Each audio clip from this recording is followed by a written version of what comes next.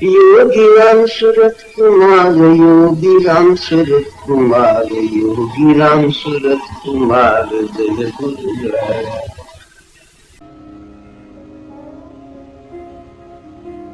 Whatever exists is one life, unity. Nothing is separate, nothing isolated. This beggar is related to the sun, to the moon, to the infinite cosmos. This beggar is not limited to this body. We have all been specially fortunate to have been able to gather here and sing his powerful name, high-powered, auspicious name, as Sankirtan,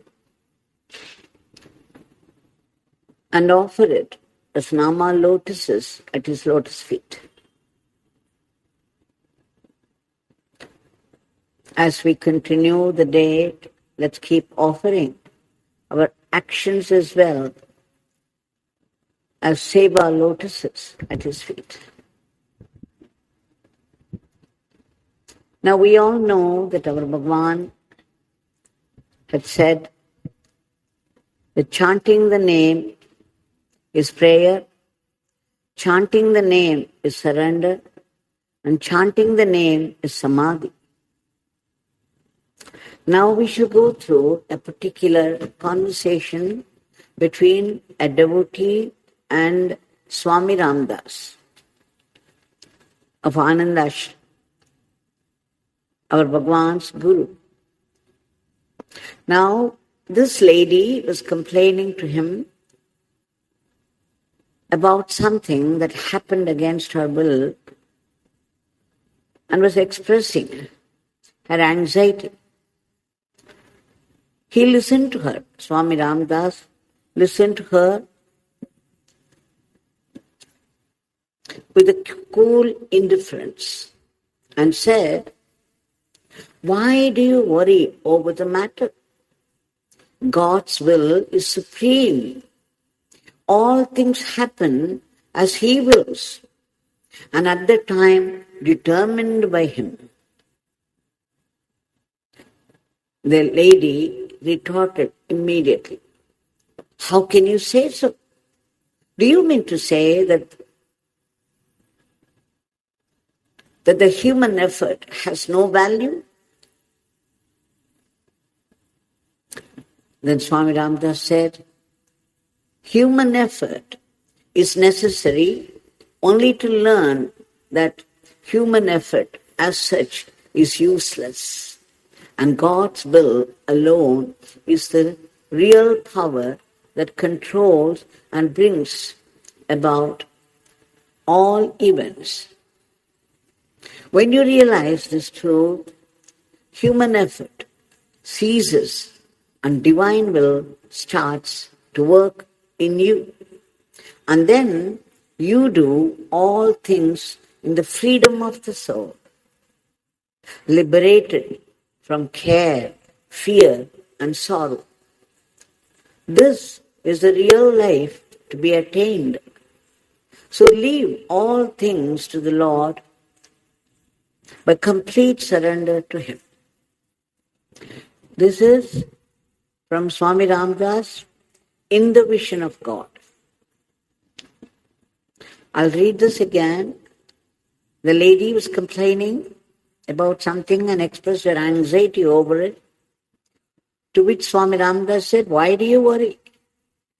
Whatever God wills, that alone will happen. God's will is supreme, and all things happen as He wills, and at the time determined by Him." And then the lady says, "Do you mean to say that human effort has no value? How can you say it?" Meaning, the free will is also involved here. Because there is free will, there is also human effort. When she retorted like that, Swami Ramdas said, "Human effort is necessary only to learn that human effort as such is useless, And God's will alone is the real power that controls and brings about all events. When you realize this truth, human effort ceases and divine will starts to work in you. And then you do all things in the freedom of the soul, liberated from care, fear, and sorrow. This is the real life to be attained. So leave all things to the Lord by complete surrender to Him.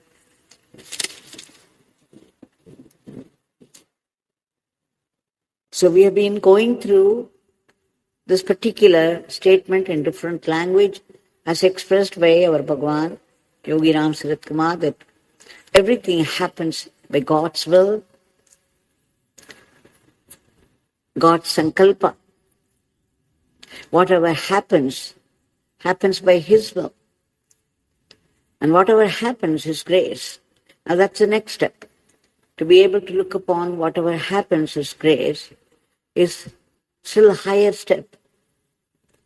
So everyone says the fundamental fact of life is that God is running everybody's life with all its details. And so meticulously, all that we have to do is to recognize it for what it is, as God's will and as God's grace. This is why Bhagawan says, chanting the name is prayer. Because once you chant the name, Bhagawan said the Nami is instantly present. When you chant the Nama, the Nami is instantly present. And Nami is all-knowing, all-powerful, and all-pervasive, almighty. So there is no need to pray separately at all. The Nami knows what to do, when to do, and how to do. There is no need to give him instruction. Our job is only to pray. Because we want it, and it happens naturally, we cannot help praying, so we pray for what we want, and after that we leave it to him. And then Bhagawan says, chanting the name is surrender. So Papa Ramdas here says, once you recognize this truth, that He builds everything and He will do everything at the time determined by Him. He may not cater to our emergency. And most of our emergencies are what we imagine. And so chanting the name will automatically lead to surrender one day, provided we practice it along with this fact that God is running my life. Every detail of my life is being run by God. And some 2 days back we saw that a man came and asked our Bhagawan in the Sanadi Street house, give me that one word which would remove my fear, sorrow, and anger. When Bhagawan said, Nama of the divine is that one word which can remove all that you mentioned. And then he said, but remember, you must chant the name with faith. When you reduce the Nama, the faith will also automatically reduce. For other virtues to follow, you have to keep chanting the name. Now, Bhagawan often repeated this story to demonstrate what she said. That is, Papa Ramdas said that we do sadhana only to realize in the end that our sadhana will not land us in the final, the ultimate truth. It's only grace that can do so. Because we realize that our sadhana will not get us to God. It is useless. He uses the word useless. Anyway, that's open to interpretation. Whatever each one understands will be the truth for them. Now here is a story which demonstrates very clearly. There were two birds, sea birds. They were living very happily, and the female bird laid eggs on the shore somewhere. And then it happened one day that when the two birds had gone out to bring some food, a wide sweep of the waves, high wave, swept away the eggs into the ocean. Now when the birds returned, to their horror, they realized that the eggs were missing. They had gone into the ocean. Now they felt like death. They did not want to live anymore. It was so terrible, unbearable for them. Sometimes it's very strange the way things happen in life. It's when you reach your limit and decide to give up your life, there will be a sudden turn of events which would carry you to the other end. Now, when they decided that they would die, suddenly this determination came to them. It's all pure grace that we would dry up the ocean and take back the eggs. Why should we die? We will try. We will take water by our beaks from the ocean, throw it on the shore. We shall go on doing hard work. Every beakful of water will be thrown onto the shore, and we will go on doing this hard work. And finally, we'll be able to dry up the ocean and take back the eggs. So determined were they started at once. And beakful after beakful after beakful of water was thrown onto the shore. And in course of their hard work, they forgot to eat and sleep. The very action gave them further momentum. And they were determined. They persevered. And they did hard work. In the meantime, the world as it is, so many people came near and said, "What madness is this? What are you people doing? This is such a huge ocean, vast and deep, so much water, and you're taking a beakful of water and throwing it on the shore. And you say that you dry up the whole ocean? What madness? How stupid can you get?" But they were not swayed by these remarks at all. So determined were they. They would not look this side or that side. They were so highly focused. And they went on doing what they believed. Now, in the meantime, days changed into months and months changed into years. Now, because of lack of sleep and food, the two birds became skin and bones. Yet, their eyes shone with a strange light because they were working towards a purpose which they thought was dharma. And yet, the ocean remained as huge as ever, deep and vast. And to the people around, there seemed no improvement at all. And they thought it was all utter stupidity. Then one day, a saint came that side. Now the two birds suddenly saw the saint approaching, and they thought the saint would be different. We can get his blessings and speed up the work. So when the saint came near, to their dismay and horror, he also said the same thing.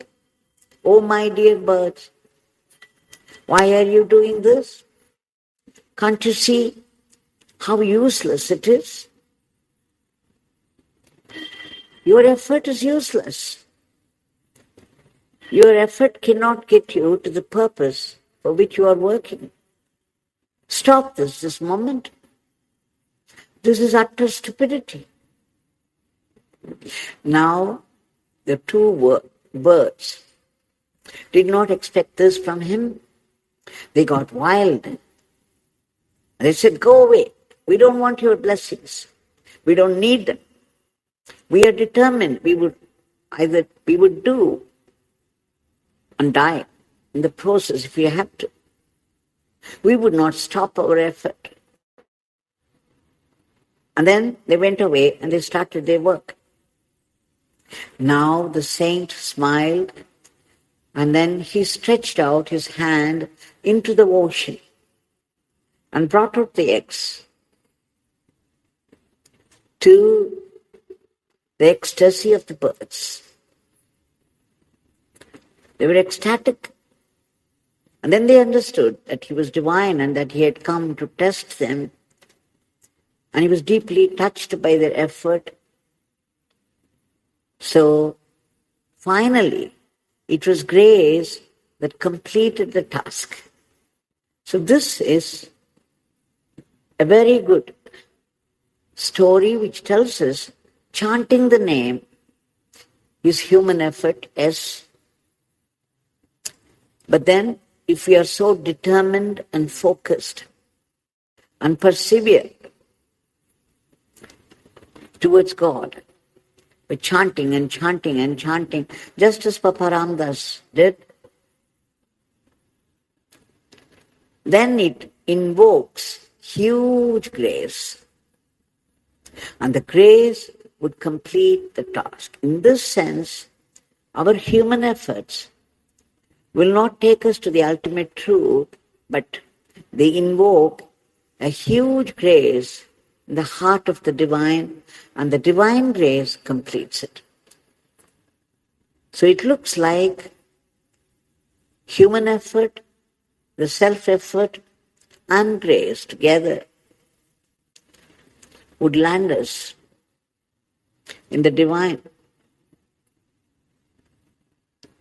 So it's absolutely necessary that we make our effort until we come to the point when we realize that God is already running our life.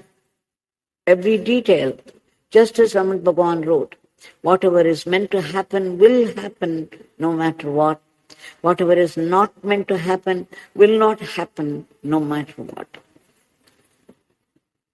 So you begin to understand that everything is built by God. And accordingly, everything is taking place. The only mistake that we make is that we think that we will it. Except at times when something happens much against what we willed. Then what is the question of free will? Do we have free will at all or not? Now, the free will, the so-called free will, is also pre-willed by God. If God wills that you will it differently, and then we say, man proposes, God disposes. This proposal and disposal both happen by God's will. It's just that we do not know that our free will is also pre-willed by God. So let's remember what the great ones have said about chanting the name. Chanting the name may look like the bird attempting to take the beakful of water in order to dry up the ocean. And yet, you see how it paid. So even this human effort happens only when it is pre-willed by God. In fact, when somebody asked one Mahatma, do we get punya? Do we get meritorious deed, effort, benefits by chanting the name? The Mahatma said, it's because you've already done meritorious deeds that you come to know about a divine name. The very thought is only grace. And this happens only if you have done meritorious deeds in your past births. Otherwise, you would not even come into contact with the Mahatma, nor would you come to know about the chanting of a name. We shall now offer our today's prayer. Bhagawan, we beg you again and again for your immediate divine intervention to bring forth a dharmic normalcy to today's world of violence and enmity. You are the cosmic controller. We beg you to bring in peace, unity, discipline, order, and harmony into the lives of people so that people live a dharmic life with remembrance of God, remembrance of your name. Otherwise, they will live any way they like and try to justify it. We also seek your blessings. We also beg you to stop those violent wars that have gone on long enough now with their disastrous effects, so that peace and harmony be prevalent. We beg you, Bhagawan, a million times to bless the whole world so that there will be no thought of enmity or war in the minds of people. Above this, we beg you to keep under control those sudden attacks of vicious diseases and violent furies of nature, like fast flood, forest fire, and other natural disasters, and devastating accidents. Above this, we beg you again and again to uproot all the negativities of human mind, all the asuric thoughts which are responsible for today's world of violence. Whichever country people belong to, whatever religion they have embraced, everybody without exception has to go into some suffering or the other, and that without help or protection. It's all because of the law of karma, which is nothing but divine justice, which cannot be bought by money or controlled by power. And this is precise, ruthless, and unsparing. It doesn't spare even avatars.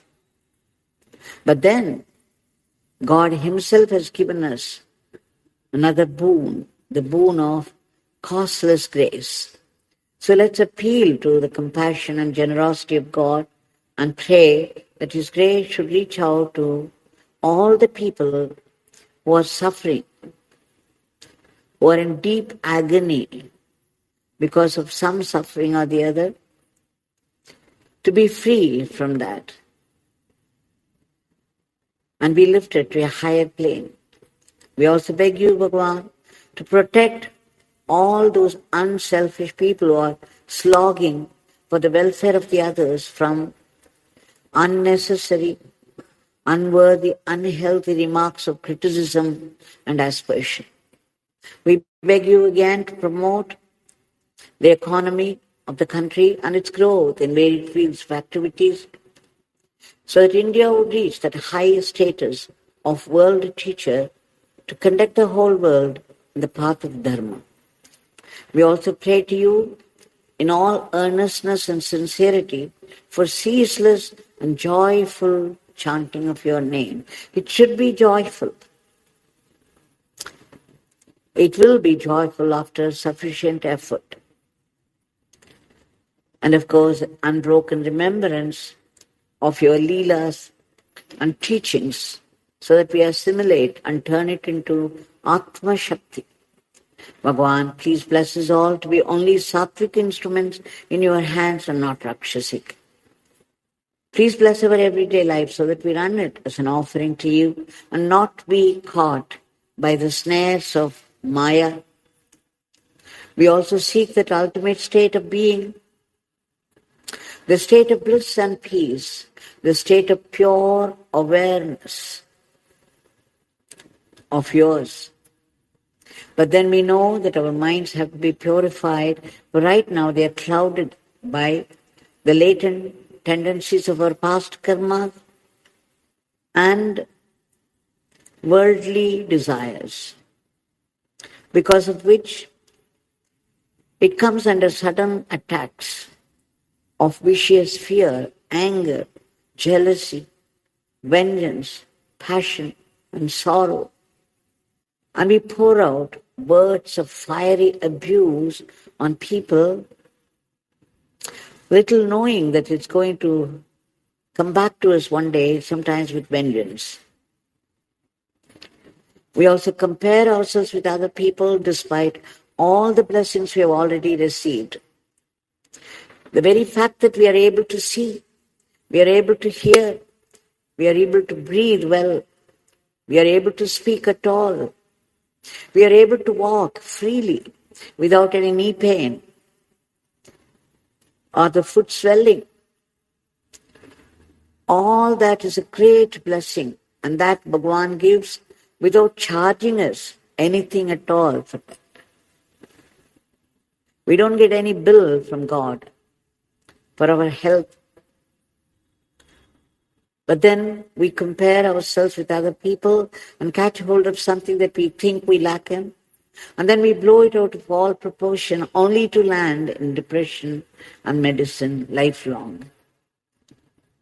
The thunderous declaration of our Bhagawan that the name of God is a very powerful weapon, like an atom bomb, which can destroy all our past sins, prevent us from further sins, and it will also wipe out all those vasanas, the deep, latent impressions, the tendencies of the past karmas, so that our mind will be purified.